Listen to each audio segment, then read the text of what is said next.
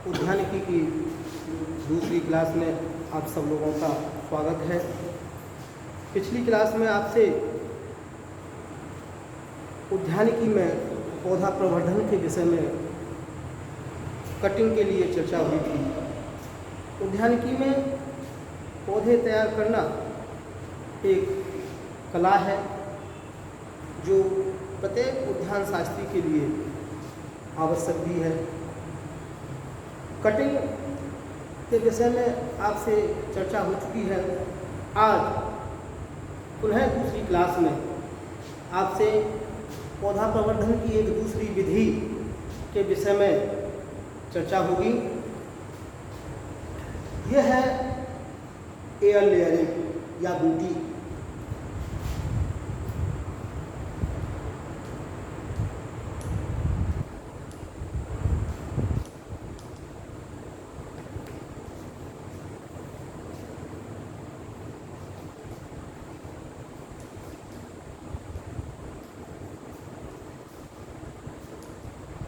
Layering या बूटी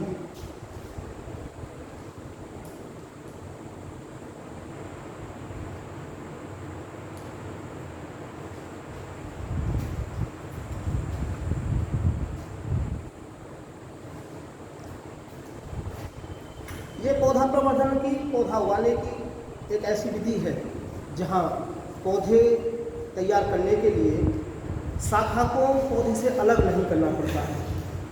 मैंने जिस समय आपकी प्रोपेगेशन शुरू किया था उस समय आपको बताया था कि पौधे दो तरीके से तैयार किए जाते हैं वेजिटेटिव प्रोपेगेशन में। एक तो एक ही पौधे से नए पौधे तैयार करना, और दूसरी विधि होती है दो अलग अलग पौधों को जोड़ करके एक नए पौधे का सृजन करना या एक नए पौधे का निर्माण करना। एक पौधे से ही नए पौधे तैयार करने की पहली विधि आपको कटिंग बताई। दूसरी विधि में ये एयर लेयरिंग। लेयरिंग को हिंदी में कहते हैं दाव, फोर्स, यानी दाव। पौधे की शाखा को अपने ही स्थान पर जड़ें विकसित करने के लिए बाध्य करना या प्रेरित करना लेयरिंग कहलाता है। यानी कहने का तात्पर्य क्या है, आप समझिए कि कटिंग में सबसे पहले पौधे की शाखा को हम काटते थे और उसे भिन्न भिन्न तरीकों से काट करके जमीन में लगाते थे, तब उस नए पौधे तैयार होते थे। इसमें क्या है कि पौधे की शाखा को काटेंगे नहीं, सबसे पहले क्या है उसे इस प्रकार का से फोर्स करेंगे कि शाखा पौधे पर लगे हुए ही जड़ें विकसित कर दे। ये दो प्रकार की होती है, ग्राउंड लेयरिंग और एयर लेयरिंग। ग्राउंड लेयरिंग उन पौधों में करते हैं जो पौधे आकार में ज़्यादा ऊंचे नहीं होते हैं, जिनकी शाखा को झुका करके जमीन के संपर्क में लाया जा सकता है, वहाँ ग्राउंड लेयरिंग होती है।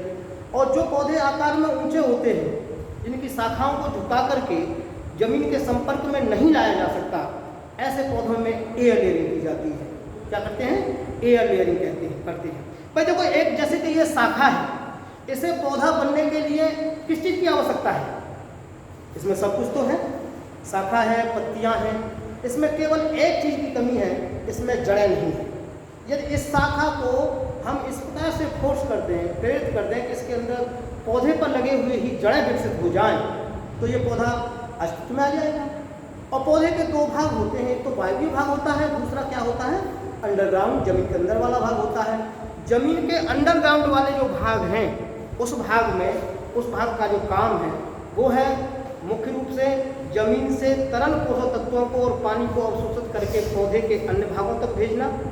और वायवीय भाग का काम है सूर्य के प्रकाश की उपस्थिति में कार्बनिक भोजन तैयार करना, फल फूल पत्तियों का निर्माण करना। अब इस शाखा में पौधा बनने के लिए केवल एक चीज नहीं है, जड़ें।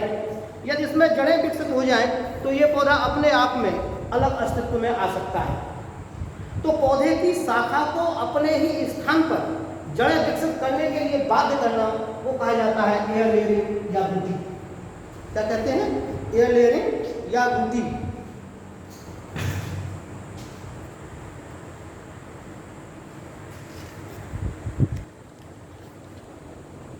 इस प्रकार से जो प्रोपेगेशन है वो आपका एयर लेयरिंग से मुख्य रूप से लीची में प्रोपेगेशन किया जाता है।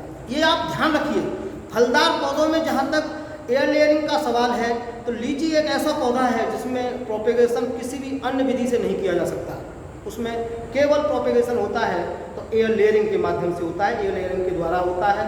इसके अलावा नींबू वर्गीय फल है, नींबुओं में एयर लेयरिंग हो सकती है, आपकी फिग अंजीर में हो सकती है, रबर प्लांट में भी हो सकती है, ये फलदार नहीं है लेकिन रबर प्लांट में भी हो सकती है, आम में हो सकती है। इस प्रकार से एयर लेयरिंग उन पौधों में करते हैं जो आकार में ऊंचे होते हैं और जिनकी शाखाओं को झुकाकर जमीन के संपर्क में नहीं लाया जा सकता, ऐसा क्योंकि जड़ें विकसित करने के लिए रूटिंग मीडिया का होना आवश्यक है, ठीक है ना। इस एयर लेयरिंग में क्या है कि पौधे की इस पेंसिल के आकार की शाखा का चुनाव किया जाता है जहाँ जिस पर पत्तियाँ न हो, इसकी पर एक हम 2-2.5 सेंटीमीटर लंबा घाव बनाते हैं जिससे उसकी बाल को हटा देते हैं और बाल को हटाने के बाद की साफ कपड़े से उसे अच्छी तरह से पोंछ लेते हैं जिससे कि उसमें कोई स्केलेटल टिश्यू की कोई कोशिका न रह जाए और या उसमें जो जिससे कैम्बियम पट्टिका बोलते हैं। इस शाखा में जो बार्क है इसके ठीक नीचे स्केलेटल टिश्यू की एक परत है जिसे आप कैम्बियम कहते हैं और इसमें जो लकड़ी है उसके अंदर जाइलम होता है और इसके अंदर फ्लोएम होता है। जाइलम का काम है जमीन से अवशोषित पोषक तत्वों को और पानी को पौधे के अन्य भागों तक पहुंचाना और फ्लोएम का काम है पत्तियों द्वारा बनाए गए कार्बनिक भोजन को जड़ों तक पहुंचाना। अब ऐसी स्थिति में जब हम बार्क को हटा देते हैं तो उसके साथ साथ फ्लोएम भी हट जाता है और फ्लोएम हट जाने से क्या है कि उस शाखा को पौधे की उस शाखा को जमीन से अवशोषित जल और पोषक तत्व तो मिलते हैं लेकिन उसके द्वारा बनाया गया कार्बनिक भोजन नीचे नहीं जाता है। इससे क्या होता है तो उस शाखा में कार्बनिक भोजन की प्रचुरता हो जाती है, कार्बनिक भोजन बढ़ जाता है और कार्बनिक भोजन बढ़ने के साथ साथ हम उसे एक ऐसा रूटिंग मीडिया देते हैं जिससे क्या है कि वो अपनी जड़ें विकसित कर देता है। मैं आपको फिगर बना के आपको दिखाने का प्रयास कर रहा हूँ, आप थोड़ा देखिए। जैसे कि ये कोई पौधा है,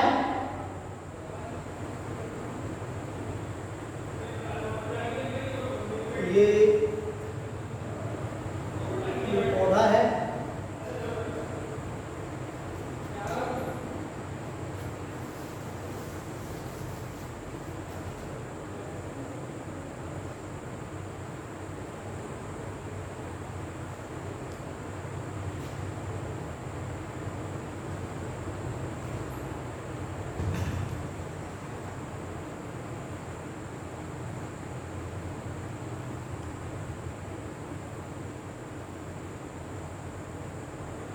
इस प्रकार से इसमें पत्तियां हैं। ये पेंसिल के आकार की शाखा होनी चाहिए, 1 साल पुरानी शाखा होनी चाहिए। इसमें जो है हार्डवुड और सेमी हार्डवुड पोर्शन पर इस प्रकार से करते हैं। इसमें क्या है, इस तरह से इसकी बाल को हटा दिया जाता है।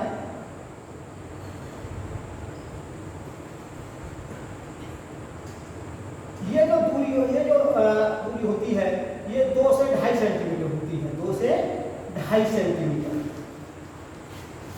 2 से 2.5 सेंटीमीटर की बात को इससे हटा दिया जाता है। जब ये बात हट जाती है, स्टेम टिश्यू हट जाते हैं, तो पत्तियों द्वारा बनाया गया कार्बनिक भोजन पौधे के नीचे नहीं जाता है और जब पौधे के नीचे नहीं जाता है तो इसमें क्या है, भोजन की प्रचुर मात्रा हो जाती है और प्रचुर मात्रा जब हो जाती है तो क्या है, ये शाखा अब इसमें क्या है, हम रूटिंग मीडिया देते हैं। रूटिंग मीडिया में पहले तो गोबर मिट्टी का मिक्सर बना करके इस पर लगा देते थे और टाट से बांध देते थे। इससे क्या है कि ये पौधे जड़ें तो विकसित करते थे तो इसमें सफलता के कुछ % में पौधे मर जाते थे क्योंकि उसमें फंगस लग जाता था। आधुनिक रिसर्च के द्वारा इस स्थान के लिए मॉस घास का प्रयोग किया जाने लगा है। इसका प्रयोग करते हैं, मॉस घास का प्रयोग करते हैं। मॉस घास अपने आप में एक बार में पानी को शोषित कर लेती है, वो फिर सूखता नहीं है और ये जड़ें विकसित करने के लिए, जड़ों के लिए एक अच्छा माध्यम साबित हो जाता है। इससे क्या है, पौधे तैयार होने की जो % है, सफलता के जो चांस हैं वो बढ़ जाते हैं।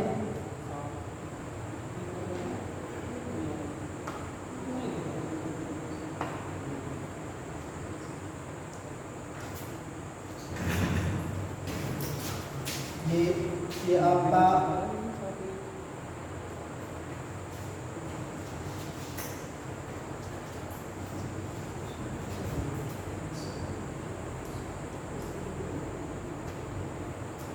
है ना। इस हिसाब से ये 40-45 दिन में जड़ निकलती है। इस प्रकार से मौस घास को लपेट करके साफ सफ़ेद पॉलीथीन से इसे ढक करके इसे सुतली से कस के बांध दिया जाता है। अब सफ़ेद पॉलीथीन क्यों भाई प्रयोग करते हैं? सफ़ेद पॉलीथीन प्रयोग करने का एक मुख्य कारण क्या है कि ये पारदर्शी होती है। आप बाहर से देख सकते हैं कि शाखा में जड़ें विकसित हुई हैं या नहीं हुई है, और वायु का संचार भी होता रहता है। भाई जड़ों को भी तो पानी की आवश्यकता, उसकी वायु की आवश्यकता होती है, तो वो भी है। जब ये 40-45 दिन में जड़ें विकसित कर ले, जड़ें इसमें निकल आवे, तो फिर इसको यहाँ से काट करके नर्सरी में या मुख्य खेत में आप रोपण कर सकते हैं, तब तक के लिए जब तक मुख्य खेत में लाया जा सके।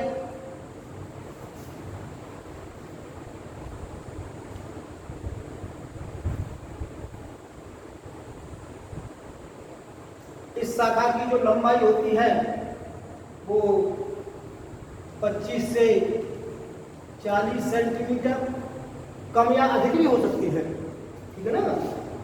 ये कोई ऐसी चीज नहीं है कि जो मैंने बता दिया है वही बिल्कुल सत्य है, ये परिस्थितियों के ऊपर भी निर्भर करता है, ठीक है ना। आपको जो शाखा मिलती है वो, अब एक चीज उसमें छूट गई है, अब बताते हैं आपको। ये जो कट लगाया है, ये जो कट लगाते हैं, इससे लगभग 1 सेंटीमीटर ऊपर नोड होनी चाहिए। क्या होनी चाहिए? नोड, ठीक है ना। इस हल्की नोड का कोई मतलब नहीं है, और इस प्रकार के कट को नोडों के, 2 नोडों के बीच में लगाते हैं, यानी इंटरनोड स्थान पर लगाते हैं। और यदि आंखें नजदीक हैं तो कोई दिक्कत नहीं है, आपको केवल 2 से 2.5 सेंटीमीटर लंबा कट लगाना है, आंख निकल जाएगी तो कोई समस्या नहीं है। लेकिन ऊपर लगभग 1 सेंटीमीटर ऊपर यहाँ आंख होनी चाहिए, नोड होनी चाहिए। जब मौस घास से ऐसे ढकेंगे तो यहीं से जड़ें विकसित होंगी। इसमें क्या है, सबसे पहले मौस घास को लेकर पानी में भिगोएंगे और खूब मसक के निकाल के, पानी निकाल के इस पर लपेट कर पॉलीथीन से और सूतली से कस के बांध देंगे, ठीक है ना। इस प्रकार से जो प्रोपेगेशन है वो जून-जुलाई के महीने में करते हैं, अगस्त तक कर सकते हैं, जिस समय वातावरण में अधिकतम तापमान के साथ साथ मॉइस्चर अधिक होती है, पानी अधिक होता है, यानी ह्यूमिडिटी अधिक होती है। इस समय पर इस प्रकार के प्रोपेगेशन को करते हैं, और इसके द्वारा जो प्रोपेगेशन, इस विधि के द्वारा फलदार पौधों में सबसे ज़्यादा लीची में, नींबू में, आपके आम में प्रोपेगेशन कर सकते हैं। इसका समय जून-जुलाई अगस्त तक कर सकते हैं, ठीक है ना। आप इसमें जो भी चीज़ छूट रही है या बताने से चूक गए हैं हम, उसको आप कमेंट बॉक्स में लिख करके ज़रूर पूछें। मैं पिछले वीडियो में आपके विश्वास से बड़ा प्रभावित हुआ, आप लोगों ने बहुत अच्छी तरह से ये वीडियो देखा, उसमें कुछ त्रुटियाँ मुझे भी नज़र आई, जो मैं दूर जिस समय आप आएंगे उस समय शिकायत को दूर करूँगा। लेकिन मुझे निराशा तब हुई जब आप लोगों ने केवल कमेंट्स में थैंक यू सर, नमस्ते सर यही लिखा। देखो, ये सब देखने का जो उद्देश्य है उसी समय पूरा होता है जब जहाँ जो भी चीज़ यहाँ हमने आपको बताई है उस पर अपनी राय दें। कोई चीज़ हमसे छूट जाती है, आप कमेंट बॉक्स में लिखकर पूछ सकते हैं। यदि कोई चीज़ हम गलत बोल गए हैं तब भी आप बता सकते हैं। यदि कोई चीज़ आपको जाननी है, कोई जिज्ञासा है, उसको भी कमेंट बॉक्स में लिख करके आप हमसे पूछ सकते हैं, तो बेहद खुशी होती है। आप लोगों ने वीडियो देखा, देखने के बाद में आपको शेयर भी करना चाहिए, चैनल को सब्सक्राइब करना चाहिए।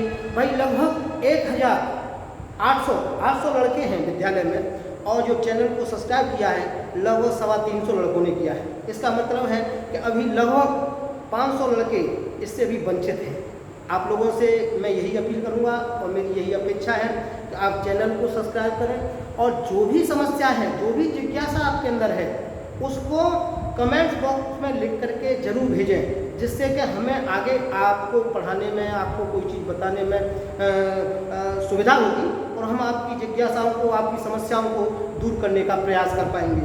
लेयरिंग में अब मैं आपको एक शाखा से भी लेयरिंग बना के बताऊंगा, लेकिन मेरी एक चीज़ को ध्यान रखना कि आप लोग चैनल को सब्सक्राइब जरूर करें, और वीडियो देखने के बाद जो भी चीज़ आपकी समझ में नहीं आई है या मैं कोई चीज़ छूट गई है, आप जानते हैं मैं नहीं जान पाया उसे, तो आप कमेंट बॉक्स में लिख करके मुझे ज़रूर बताएंगे।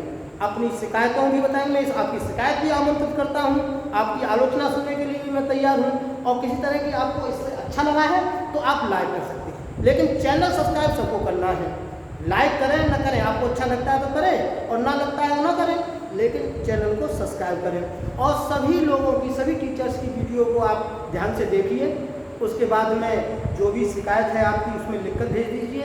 कोई आपको जो अच्छा लगा है वो भी लिख के भेज दीजिए किसी तरह से, और जो शिकायत है आपकी उसको हम दूर करने का प्रयास करेंगे। और आगे जब आप क्लास विधिवत रूप से कॉलेज चलने लगेगा, कॉलेज में आप आएंगे, उस समय अपनी कॉपी पर भी नोट करके रखिए इन समस्याओं को, हम आपको बताएंगे। ये लेयरिंग जो बेटा अब हम आपको बता रहे थे, इसमें क्या है तो मैंने बताया कि 2 से 2.5 सेंटीमीटर लंबा एक कट लगाते हैं, और कट लगाने का क्या है, लगभग 2 से 2.5 सेंटीमीटर इस तरह से गोल कट आपने लगा दिया। ये मैं शाखा काट के ले आया हूँ, लेकिन आपको शाखा काट के नहीं डालनी है, ये पौधे पर ही सब काम होता है। ये अटैच्ड मेथड ऑफ प्रोपेगेशन है, और लगभग 2-2.5 सेंटीमीटर नीचे एक कट ऊपर लगाया गोल हमने, उसके बाद में 2-2.5 सेंटीमीटर नीचे एक कट लगा दिया, और कट इस तरह से लगाना है कि ये बार्क तो इसकी पूरी कट जाए, लेकिन लकड़ी नहीं कटनी चाहिए, ठीक है ना। तो इन दोनों कटों को लंबवत जोड़ देते हैं, ऐसे जोड़ दिया, और जोड़ने के बाद थोड़ा ढीला करके इस बार को, ये समय पर आराम से निकल जाती है, ठीक है ना। जिस समय प्रोपेगेशन का सही होता है, सही समय पर प्रोपेगेशन किया जाता है, तो ये आराम से बार निकल जाती है। और इसके लिए थोड़ा सा ट्रेन मालिक्य होना भी आवश्यक है, क्योंकि बहुत दिन से मैंने भी नहीं किया, चाकू में भी जंग लगी है, इसलिए ये एक बार में नहीं मिल पाया, लेकिन फिर भी मैं इसे, और फिर थोड़ा समय भी नहीं है अभी, जुलाई के महीने जिस समय बारिश शुरू हो जाएगी, ये बाल अपने आप ढीली होंगी, आराम से निकल जाएंगी, ठीक है ना। फिर भी मैं आपको दिखाई देता हूँ। तो इसका मतलब ये है, प्रोसीजर आपकी समझ में आना चाहिए, हैं। कहीं भी आप जाते हैं, कहीं भी किसी रिसर्च सेंटर पर, वहाँ कोई आपसे कहता है कि आप लेयरिंग कर दीजिए, तो आप जानते हैं तो कर पाएंगे, और यदि आप केवल किताबों में पढ़े हैं तो हो सकता है कि आप न कर पाएँ। चाकू ये ठीक नहीं है, इसलिए थोड़ा सा इसमें प्रॉब्लम आ रही है। मैं अभी आपको देखो इस तरीके से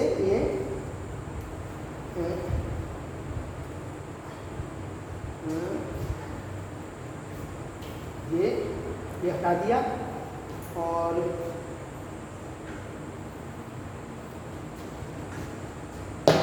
इसके बाद में क्या है, ये बार कट गई। इसके ठीक नीचे क्या है, स्कैनकाइमा टिश्यू है, जिनमें कोशिका विभाजन के द्वारा नई कोशिकाओं का निर्माण होता है।